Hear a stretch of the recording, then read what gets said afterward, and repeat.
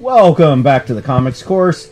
This is an offering of Miskatonic University's remote education program offering Literature 2009, Graphical Literature in Society and History as a publicly available podcast.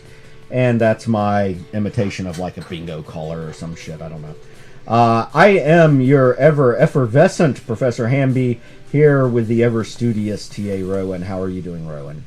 Great.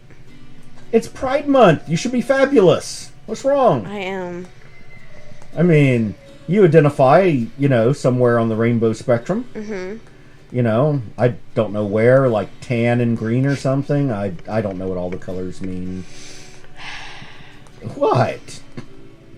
Tan's not on the rainbow? No. Well, that sounds like, sort of colorism. Shouldn't the rainbow have all colors? Isn't that what a rainbow's for? I don't know. You're an art student, not me. No, a rainbow's a naturally forming thing. There's no, color wheel involved? No. What the hell are you art students doing if you're not fixing rainbows and shit? We don't make rainbows. Oh. Wow, there goes my dreams. Yeah, as it should. Anyway, it is Pride Month, and I hope people are having a fabulous month. And, I've really kind of agonized over Pride Month in a way, because I've really wanted to do this right. And it's always kind of awkward because, I'm a hetero, cis male and all that. So, Pride Month's not about me, but I want to celebrate it with people. And as an academic, it's kind of my job to talk about things that I'm not a part of. I mean, that's literally like the whole job of anthropology, right? Is to talk about other cultures, and literature to talk about other people's writings. And we'll leave psychology out of it because everybody who goes into that's already fucked in the head and they're really there about themselves. But that's a whole other issue. But, I was looking, and so, I knew early on I wanted to do My Brother's Husband, because I think it's a powerful work. And it approaches family affected by gay family and trying to resolve things in a way that I don't see in literature much at all. And it handled it really deftly, I thought. And I did Gotham, the gayest city in comics, because I wanted to do something that was fun, kind of joyous noise. And I did Genderqueer because I thought it addressed an issue with people on the non-binary gender spectrum in a way that I haven't seen a lot of. And so I was looking around at other stuff, and I was kind of hesitant to jump into things like My Alcoholic Loneliness, My Life as a Lesbian, Fun Home, stuff like that. Because they're really pretty dark, and I think they're valuable pieces of literature, but I don't want to give people the impression that Pride Month is all about depressed gay people who hate life, or anything like that. Yeah. Which is not, the story of Fun Home. Fun Home is actually, in my opinion, a story about somebody overcoming these things. But there's no doubt that a lot of the time is spent on pretty dark material. And as I was thinking about it, I thought, okay, well, I know I want to do something about Yuri, which is girl love, at the end of the month, and that'll come up next week. And I've done something with gay men, and I've done something with non-binary. And I was looking at other representations, and a lot of stuff I found was lesbian written by straight men. Now, I'm not saying that these were negative or bad representations. In fact, something that was heartening to me is that many of them were very positive representations, where really the fact that they were two female characters wasn't even important. They were not written for a male performative gaze. But, I don't know, it just doesn't... And I'm glad that we live in a day and age where these, lesbian characters are able to just be normal. But it made me stop and think about, well, where are the gay male characters, the bi-male characters? I'm seeing lots of bi-female and lesbian. And it made me think about the fact that I think our culture has reached this strange place where at least in media, LGBTQ women, femme women, let's be clear, Yeah, but... are not threatening to people. But, somehow, and I think maybe adult media has played a part in this, has made people sort of accepting of the idea of femme LGBTQ. But non-femme women and men still face a higher degree of scrutiny and difficulty with acceptance. And I think that is because of the adult work. I mean, I do think that it has a certain sort of desensitizing effect on people in that regard. So they can, and so instead of getting offended, they can just view them as objects. I think that's sometimes true, but I am heartened that in the graphic literature I was thinking of, works like Crowded and Swamp Dogs and things like that, they're not treated that way in those books. So I think that while there's a degree of objectification and presence purely for performative male gaze, in a weird way that's made it possible to have an entryway for them as more rounded characters. Yeah. But I don't feel like I'm celebrating Pride Month by taking works by straight male authors and highlighting them. But it's an interesting topic, so I wanted to discuss it a little bit. And all of that was a way around to me realizing there was a writer that I wanted to talk about who's a little different, because he does have gay characters in his works, but his works are not generally what one would characterize as LGBTQ works.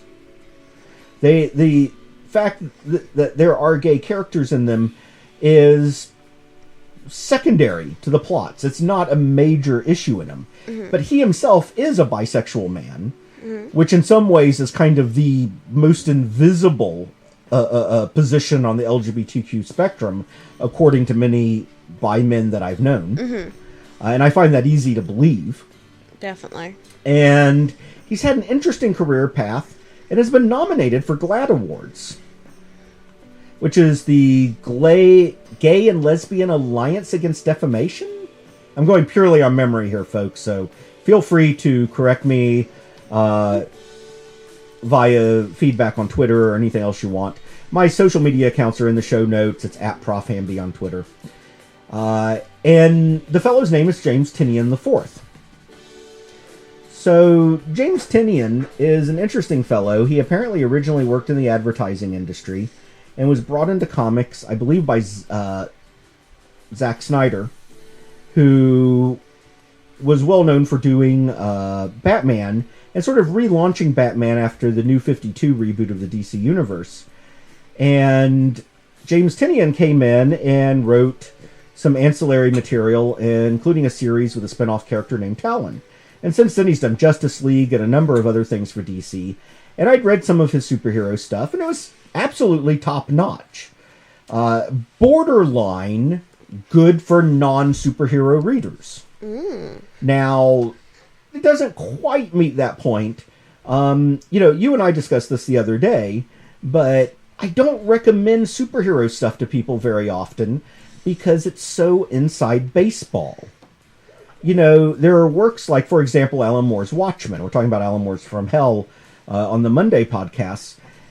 I love Alan Moore. I love Watchmen. But in a lot of ways, the content of Watchmen just reads like, oh, somebody wrote adult superheroes. Unless you know a whole bunch of the history of the Justice League.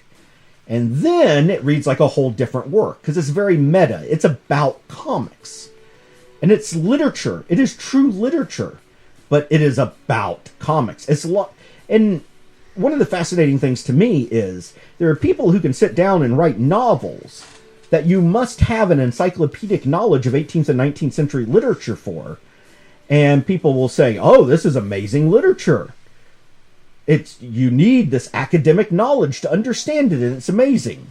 But if somebody writes something where you have to have an academic knowledge of comics, they go, oh, well, that's trash. Seems a little hypocritical to me, right? Maybe that's just me. So I had read the superhero work of James Tynion, and it was good. but still not really accessible to non-superhero comic book readers.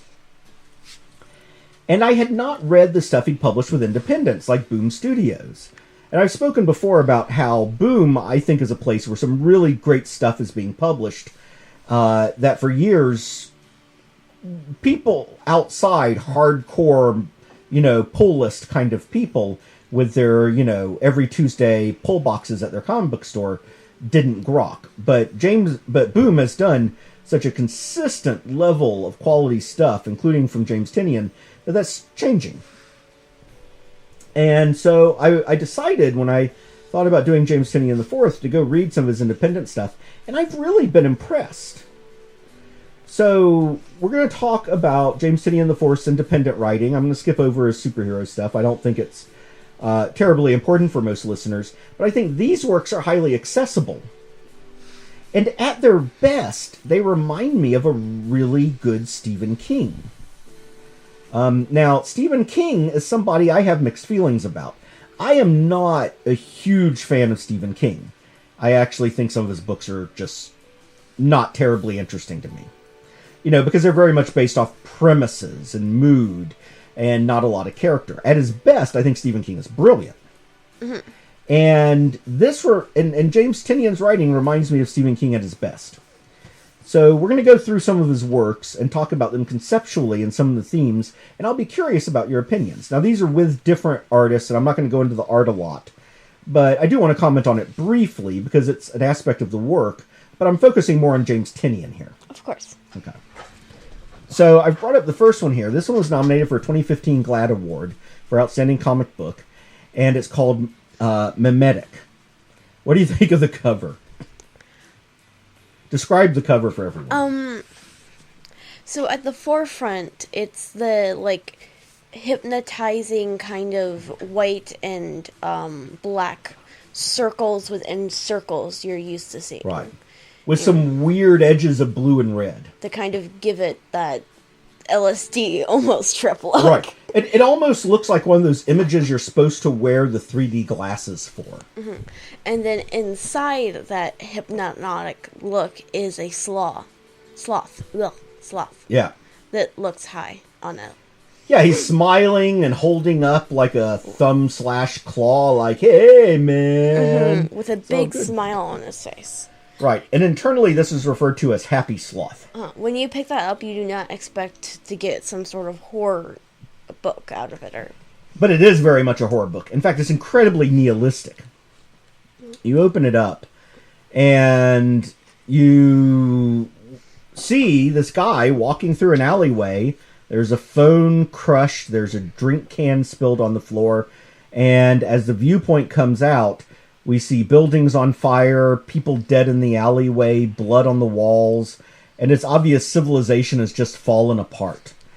And it says 4 days earlier, and we scoot back to everything in the same viewpoint being fine. People running around, everybody's in good shape, happy, and we find out that basically this college kid, opens up his computer, and there's a meme going around of the happy sloth, and he just doesn't get it. He doesn't see why people care. And a female friend comes to visit him and tease him that, he's having trouble with his boyfriend, and they're not getting along. And we discover two things about this protagonist. One, he's had a partially collapsed eardrum, so he needs a hearing aid. And two, he's colorblind, so he doesn't see the image as intended. And both of these are important. Quickly, it turns out that this happy sloth is a meme that's running around the whole world. And it's effectively infecting people's brains. We have another image of this older black guy who we find out is retired military, and he's mostly blind, so he can't see the image. Mm-hmm. But this image is soon being printed up and posted everywhere, broadcast all over the news. People are just sitting and watching it in class, and it triggers this intense sense of euphoria and desire to keep watching it. Within 12 hours, everybody who's seen it starts losing it. The first people, blood starts erupting out of their eyes, and they go manic.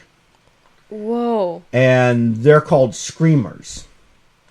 Other people do other things. So, I mean, within a single 12 hours, the world starts collapsing as civilization falls apart. The President of the United States is one of these. And it just goes on and on and on. And it turns out the image has nothing special about it. It's not filled with some sort of weird viral code. It's just a JPEG. But somebody has figured out the precision of neural linguistic engineering in such a way that the visual patterns alter our brains. Mm-hmm. And you'd think to yourself, okay, well, this is when the resistance forms. The good guys are going to pull together and fight this. Well, our protagonist's boyfriend shows up, and they head out together, and the retired military guy gathers up a scientist who has theorized about this kind of danger in the past, and they gather up some more military people, and they head off to find the origin of it. And they find this guy who says that angels told him how to do it. Oh, it's never good when the answer is angels. Right. Now, along the way, the boy makes up with his boyfriend. We have some scenes of them with a lot of implied nudity, very convenient covering of bits. They kiss, and the boyfriend saw the image and decides, rather than go mad and potentially be a danger to his boyfriend, to step off the ledge of a high-rise and plunge himself to his death. Way to be dramatic about it! Don't worry, this is a happy feel-good moment compared to the rest. Oh, joy. Right. I mean, this is nihilistic. And everything fails. I mean, the good guys go to confront the creator of the danger. He says angels taught him how to do it. He's mad. He dies. There's no cure to be found. And soon people are pushing their flesh together to build giant towers made out of their naked bodies to reach to the sky. Joy. And even our protagonist, eventually, even though he can't be affected visually, we find out that the viral meme is evolving into a sound for people and affecting them that way. Now, he's partially deaf, so he's still not affected, but he is so distraught at watching the world end and everything collapse that he eventually walks into the masses of people and sacrifices himself anyway, just unable to bear being alone at the end of the world. And these towers of people's flesh literally fuse together, their eyes looking to the sky and bleeding out of the mass, are there when the angels show up. These fucked up sci-fi Cthulhian what the fucks. Shit, he wasn't lying. And that's it. That's the end. That's depressing. So, it's a feel-good, happy-go-lucky kind of comic. Uh-huh. Right. Recommend to all kids under 10. Right, exactly. Because nightmares build character. Uh-huh. Right, exactly. For those of you who are what we call sarcasm impaired, that was not serious. Please do not give this to children under 10. I'm not sure you should give this to children under 100. Holy shit.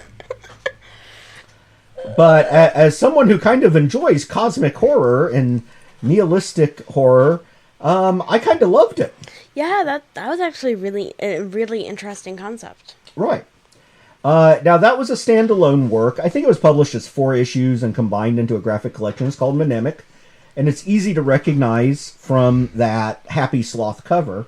Mm-hmm. The next one I'm going to talk about has a lot of the same themes. We see these themes erupt from James Tynion, and we'll see another gay character here, gay female character in this case, lesbian. And Tynion has said he does not go out of his way to write gay characters. He just writes characters, and he has gay friends. He's bisexual himself. And so these are the kinds of people he writes about, the same kinds of people that he knows in his world. Mm-hmm. And I think that's the best way for a writer to write, is organically. Mm-hmm. He is not attempting to make a statement about including LGBTQ characters. They're just people. Yeah. So, and one of the things I found interesting in reading a couple of interviews he did was that he said that he made an effort to come out as bisexual very publicly because he found himself going back into a closet. He said he'd never really been in the closet as an adult. He'd been out and comfortable as a bisexual man, but that when he got into the comic book industry, which has a lot of gatekeeping, comics skater, people who, I hate to say it, look a lot like me, middle-aged, white, cis, hetero guys with beards, except they apparently are terrified of people being different than them, while I love it. I want all the diversity in the world possible because I want to read all their stories. I'm a selfish bastard. If I only had stories to read about people like me, that'd be boring as shit. I want to read all the stuff. But anyway, this community does exist. There are loud voices like this. And he said that for a long time he was dating a woman. And he found it easy to kind of passively go back into the closet because he just didn't have to say anything for people to assume he was straight. And he felt like he kind of had to come out and he had been out in his life, all his life. He'd never really been in the closet as an adult. And he found himself for the first time making effort to come out because he didn't want to lie by silence. And I think that's great. That's really sweet. So this next work is called Cognetic. And we're going to see a lot of the same themes we did in Mimetic. And Cognetic, the opening, I love the opening here. I want to know your opinion of it. It's in the Gulf of Mexico.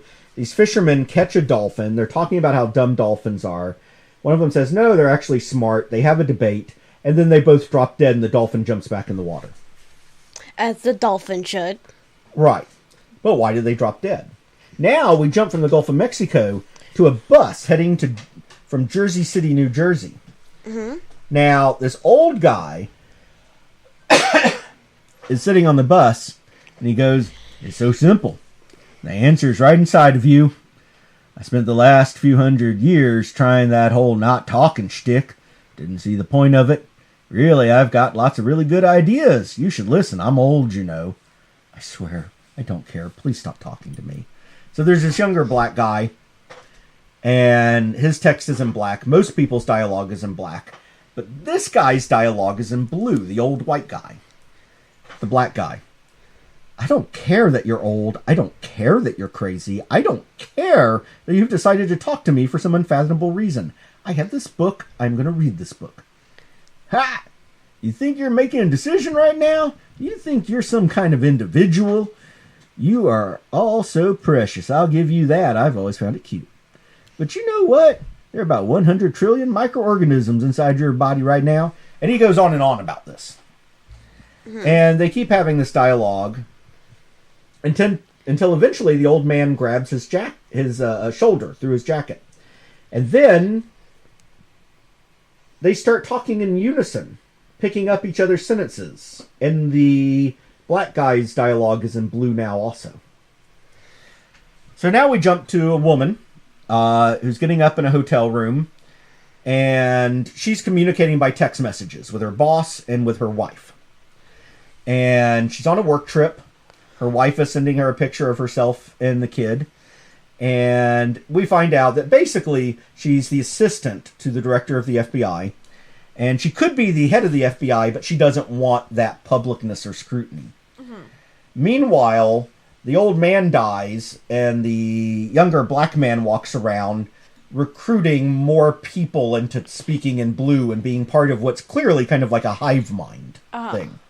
Which brings new highlight to what the old man was saying about being an individual not being true, right? So they kind of keep going through things. And the woman just keeps texting. She's communicating purely by text with everybody.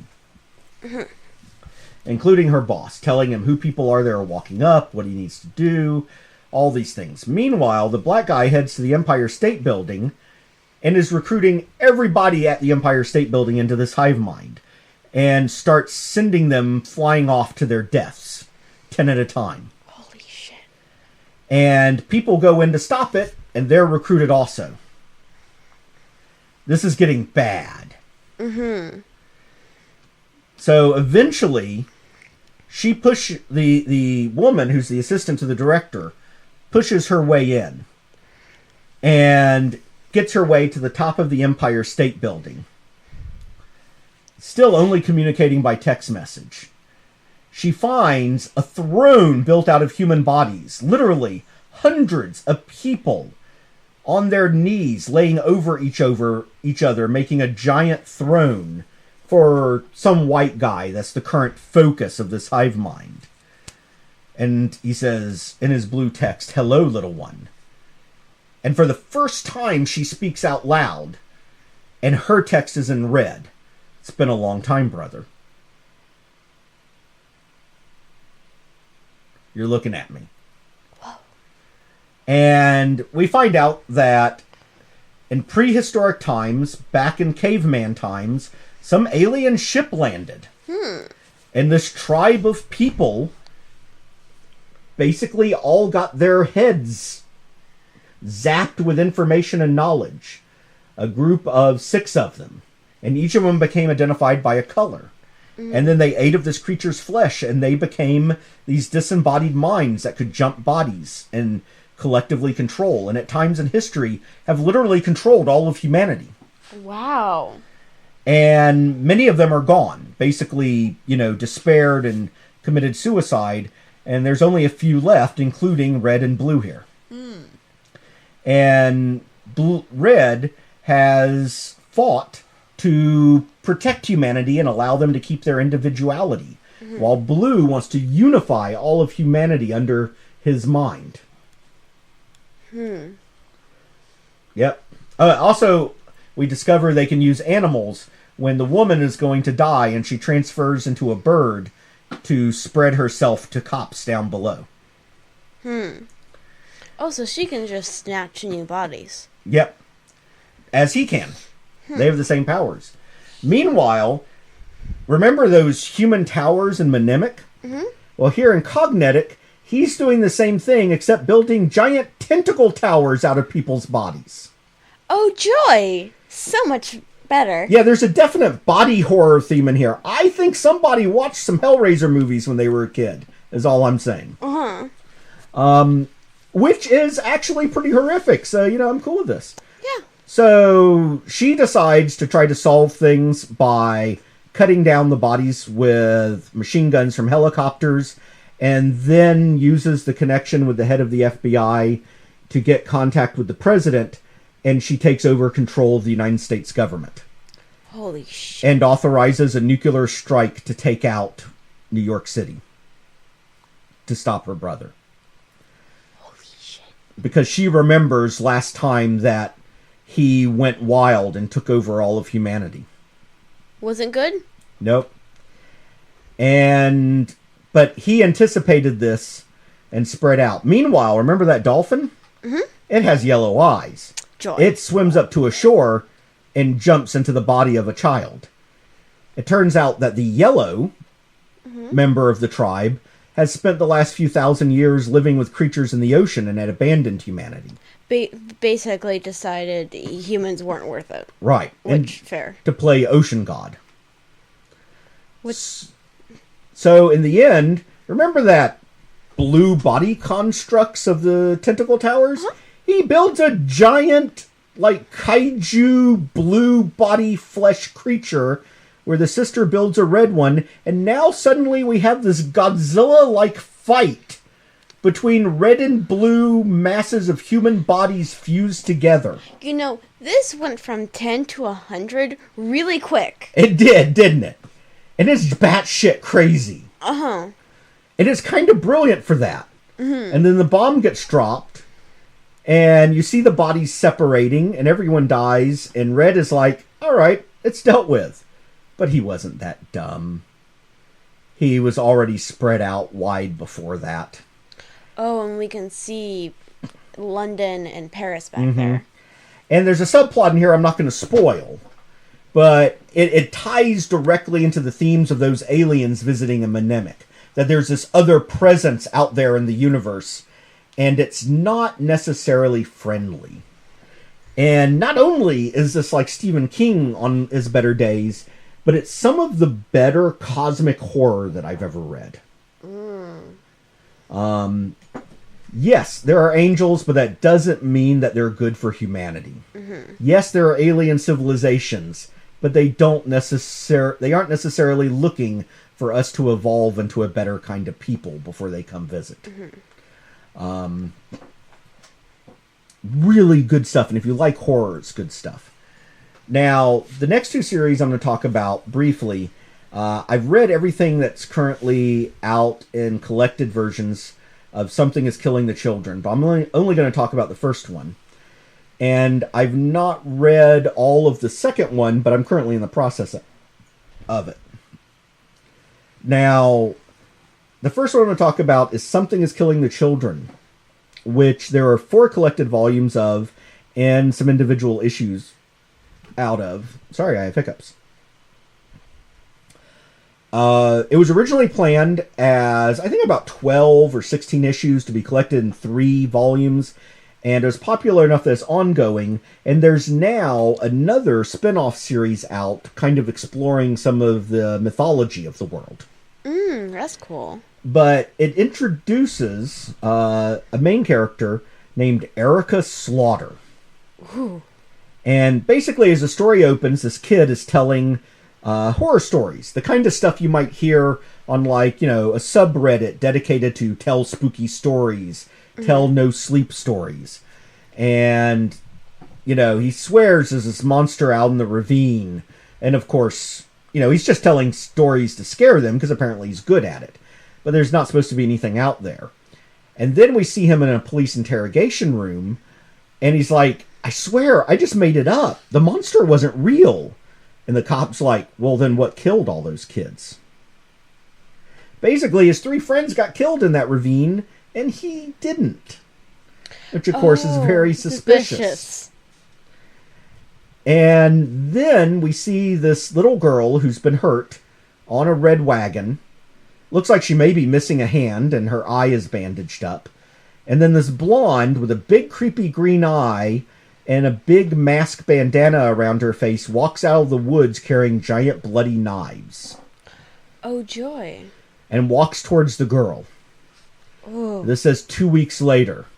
She drops the knives and almost collapses in front of the girl. Gets a bottle of water out of her bag, drinks it. And basically the girl says, is it over? And the woman says, yeah, you should be safe now. Now, I want to ask you, does that bandana look familiar? It does. I just don't know where. I had to check the times on publication because I saw it and my mind immediately went to a Kali in KDA. Yeah. I forget the single they did. What was that first KDA single? Pop Stars. Pop Stars, yes. For those who don't know, Riot Games, who make the game League of Legends, had some success with doing a heavy metal act with some of their characters. And they released a video and a couple of recorded songs using actual heavy metal musicians. They decided I want to say it was 2015 or 16, somewhere around there. 2015, 16, around the rise of K-pop. Right. They had a world championship for League of Legends, and they decided to do something with K-pop. And so they created a fictional 4-person group called KDA, which is an acronym in the game for Kills, Deaths, Assists, stats you have during League of Legends, and combined some of the popular female characters using 2 Western musicians and 2 Korean ones, one of whom is a rapper for a group called G-Idol, which I think is disbanded now. No, G-Idol's They're still around? Mm-hmm. Okay, they had a member leave, though. Mm-hmm.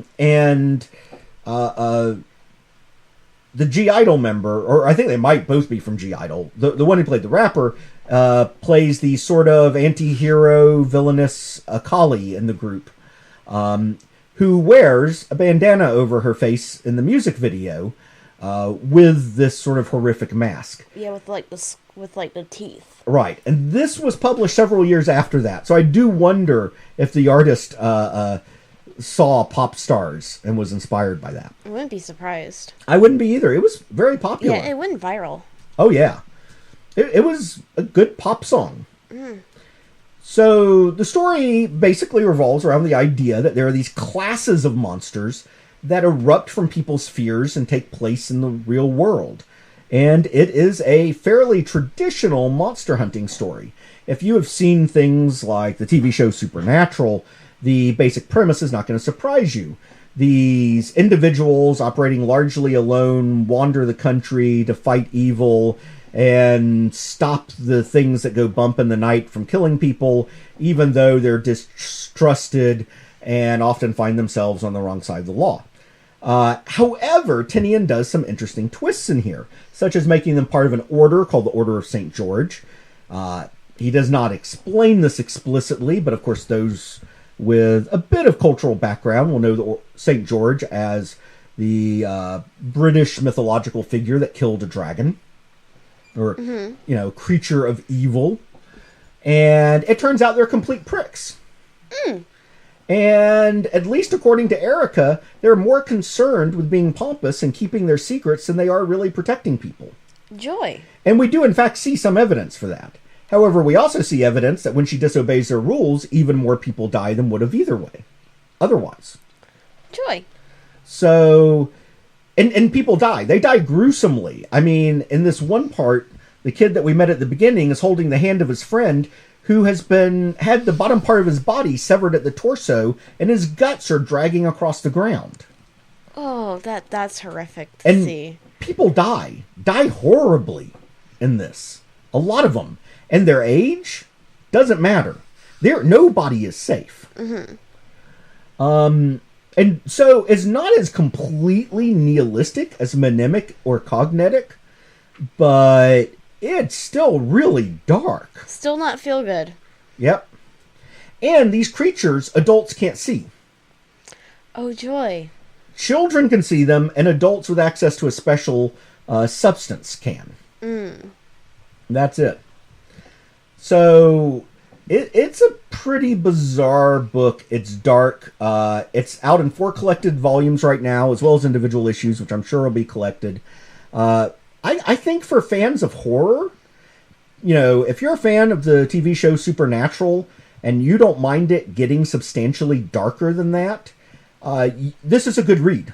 Now, the last one was originally intended as a fairly short run, and it was so successful right off the bat that it was expanded to, I think, like 36 issues. And the company went ahead and committed to the whole run. It's now out in 7 collected graphic novel volumes, and it's called The Woods. Now, it's actually, I think, the least dark of all of these so far that we've talked about. Joy. Not that that's a high bar, right? But basically, these kids are at preparatory high school in Milwaukee, Wisconsin. And I know what you're saying. They're in Milwaukee. How can things get worse for them? And basically, the school is teleported to another planet somewhere. People with eyes and some minimal knowledge of astronomy are able to figure out they're on a moon around a gas giant. And there are no Earth-like moons around gas giants in our solar system. Yeah. So while some of the people, including the principal, are like, okay, we just need to settle down and be chill, and we'll be rescued. And of course, other people are looking at him going, who the fuck is going to rescue us? Well, he's a principal. He's not paid to think. Yeah.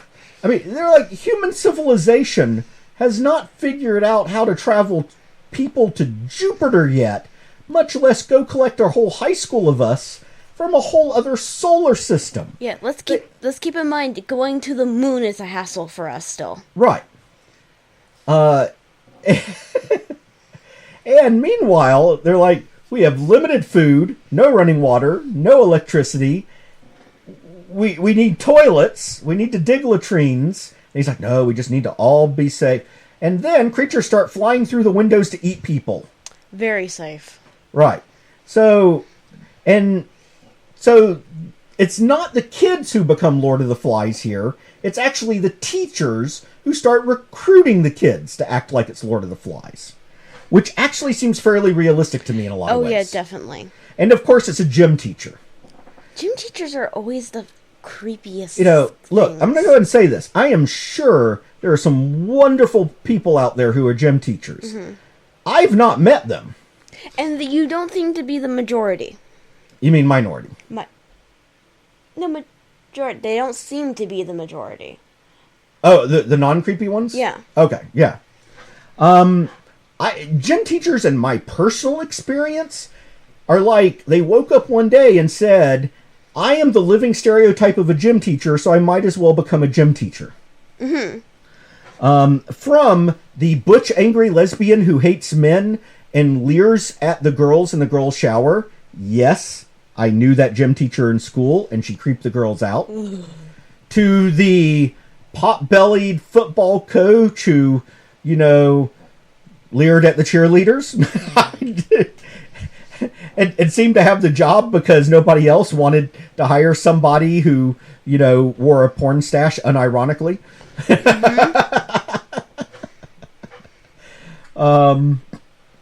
And this, so, I mean, I found this easy to believe, characterizing gym teachers like this. Oh, yeah. So they get teleported to this other world. Things are obviously very dangerous. And their only evidence of anything is this weird alien artifact that seems to point into the woods. They're teleported on the edge of a lake, between the lake and the woods. So one of the characters basically says that the alien artifact talked to him and said they need to go into the woods. So a group of them break away from the fuckery going on inside and head into the woods, where they find a pyramid, a Mayan pyramid, with writing on the walls with evidence from a number of different human cultures over centuries. And that's pretty much where I'm at the end of the first volume. Now, I've skipped a lot of plot because I don't want to give that away for people. But obviously, we have a few things different here. We don't have quite the overwhelming sense of nihilism. Although it may be there's nothing they can do. And the fact that, there are these signs from these other civilizations with no evidence around is not reassuring. It implies others were here and unable to get out. Right. Although they don't know what happened to them. And the idea that people from Earth are going to be able to come find them is just absurd. Yeah. So their lives are in their own hands now. Unless somebody gets bored with them and sends them back, which is something the principal brings up. And while that would be nice if it happened, I wouldn't bet on it. Alien creatures don't tend to kidnap a high school than to just put them back. Right. And they say, well, maybe it was an accident, they'll put us back. Yeah, right. How do you accidentally kidnap a whole people and building? And we don't see immediate evidence of those larger ideas in cognitic and mnemic. This is a more personal scale story of how individuals respond to horror. Now, we had some of that in cognitic and mnemic, but in mnemic, it just overwhelmed everything, the grand scale horror. In cognitic, we saw primarily through the viewpoint of one of these godlike participants. So, in Something is Killing the Children, one of the things that I really have enjoyed in it is people acted like people. There were whole scenes where, for example, the sheriff sat around just going, oh fuck, oh fuck, oh fuck, oh fuck, oh fuck. And he was just paralyzed and overwhelmed with the gravity and magnitude of what was happening and didn't know how to respond to it. That feels very human to me. Yeah, definitely. And we get a lot of that more personal touch here with the woods also. So, I mean, what do you think seeing these? I mean, all of these have had LGBTQ characters, but I haven't had to go into depth on that to talk about the stories. They're just fully formed and realized characters in the stories. Which I've always liked. I kind of feel like if sexuality or romance or whatever doesn't matter to the story, I don't feel like the fact that a character is gay should be a big deal. Right. And there are romantic elements. I mean, we had a love scene in Cognetic between two men, but it wasn't played for shock. It was sweet and bittersweet. And the story moved on just as it would have if they had been a male and female character. And I think that's the best way to do representation, is to just get people used to these things and not treat it as something to draw attention to. Because they're people and stories. Everyone's humans no matter what. And I think this is good writing. I'm very impressed. I'll be honest, a lot of times when writers I know as superhero writers go and do independent stuff, well, let's just say that just because you're capable of writing Captain America doesn't mean you can write a completely original story. But I'd actually be curious to read all 3 of these. Yes, all 4 of them. 4, yeah. Yeah. I think these are really good. I think these are way better than his work for DC. And I really liked his run on Justice League. But I think this is far, far better. And far more interesting, frankly. So that's where we are. If you want to celebrate Pride Month, in part by reading an LGBTQ author with works that have some LGBTQ characters, strongly recommend James Tynion for quick standalone reads, cognitic and mnemonic. If you want something that's still ongoing and has more content, and you like horror, especially monster killing horror, Something is Killing the Children is good. If you want something that's a 7-volume read and meatier, then The Woods is excellent. So there you go. Anything else you wanted to add to it? No, that's really all I have to say. Okay. Well, when we're back next Thursday, we are going to be talking about some Yuri manga from a particular author. And I'm looking forward to that because I love Yuri as a genre. Me too. And until then, keep reading lesbian manga. Bye. Bye.